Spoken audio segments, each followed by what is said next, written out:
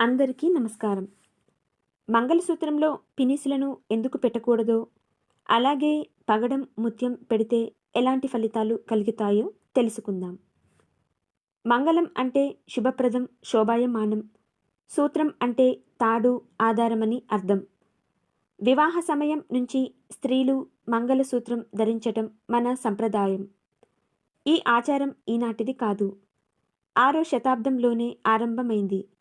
వేదమంత్రాల సాక్షిగా బంధాన్ని ముడివేసే ఈ దారం భార్యాభర్తల అనుబంధానికి ప్రతీక. పసుపు కుంకుమలు సౌభాగ్యానికి ప్రతీకలు కాబట్టి మంగళసూత్రాలను బంగారువి చేయించుకున్నా మధ్యలో తాడు మాత్రం పసుపు తాడునే వాడాలి. నిత్యం తాడుకి పసుపు రాసుకోవటం, సూత్రాలకు కుంకుమ పెట్టుకోవటం చాలా మంచిది. సూత్రంపై బొమ్మలు గీయించడం, రంగులు దిద్దించటం చేయకూడదు. అలాగే దేవుడి ప్రతిమలు కూడా మంగళసూత్రంపై ఉండకూడదు.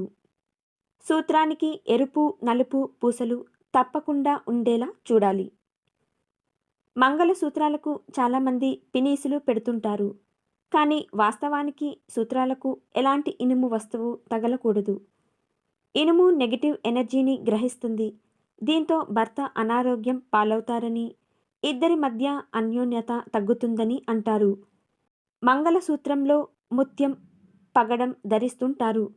ముత్యం, పగడం సూర్యుని నుంచి వచ్చే కిరణాలలో ఎరుపు కుజుడు, తెలుపు చంద్రుడు స్వీకరించి ఆరోగ్యాన్ని ఇస్తుందట. పైగా జంట మధ్య ఉన్న గ్రహదోషాలను కూడా తొలగిస్తుందని అంటారు. స్త్రీలకు కుజగ్రహ ప్రభావం వలన అతి కోపం, కలహాలు, మొండితనం, అనారోగ్యం, ఋతుదోషాలు ఏర్పడతాయి.